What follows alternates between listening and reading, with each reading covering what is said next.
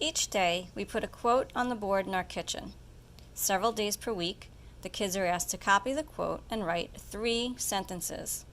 First, they write 1 sentence about the person who said the quote.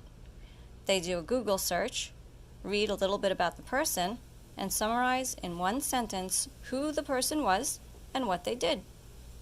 Next, they write 1 sentence about what the quote says in their own words.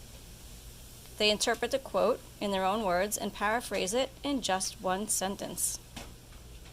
Third, they write 1 more sentence about how the idea in the quote can be applied to their own life. This shows a true understanding of what it says.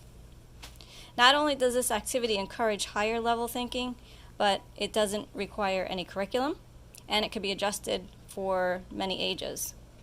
This simple activity has led us down many rabbit holes and created many themes or unit studies for us as well.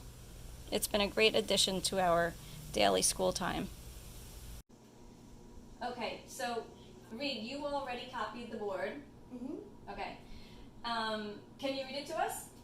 Yes. The future depends on what we do in the present. Mahatma Gandhi. Okay.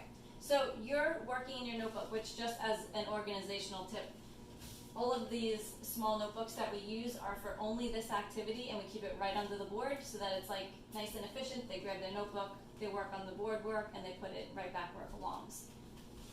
Easy peasy. Okay, so you are on step 1. What do you do after you write the quote down? You look up. We look up who was Mahatma Gandhi, like on Google. Okay, so I'm gonna do that. Let's see.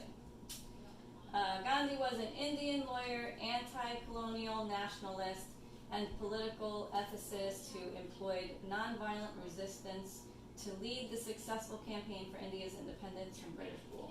Okay.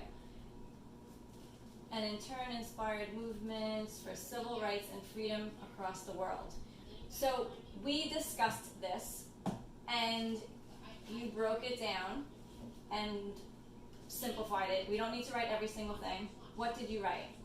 I wrote Mahatma Gandhi was an Indian lawyer, and he used peaceful resistance for civil rights. Okay, very good.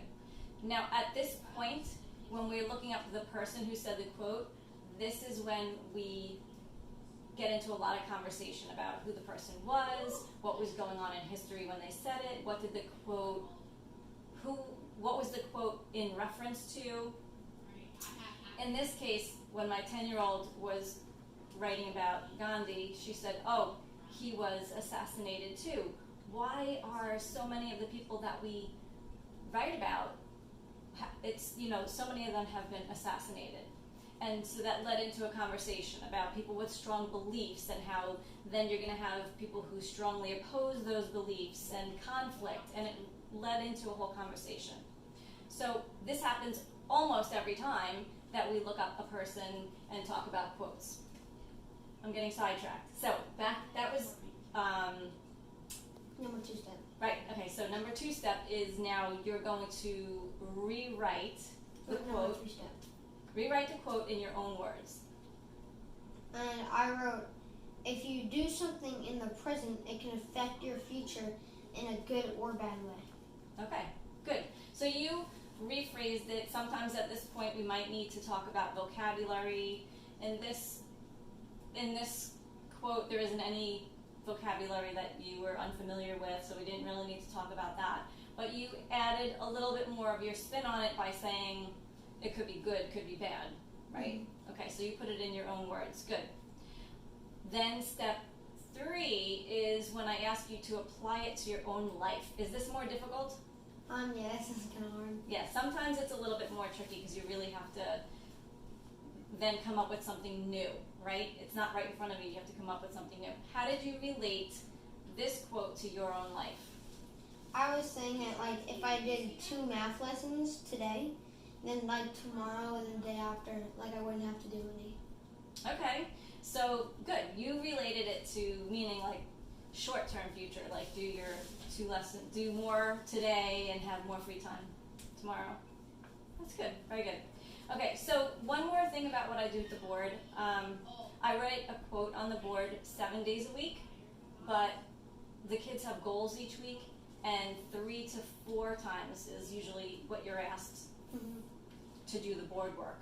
So they can choose 3 to 4 quotes out of the 7 quotes that are up on the board. So they choose which ones speak to them more and which ones they relate to. I do this because I think it will extend the life of this activity, because we just do what works until it doesn't work anymore. So, I'm Gina from Consciously Cozy. Thanks for watching.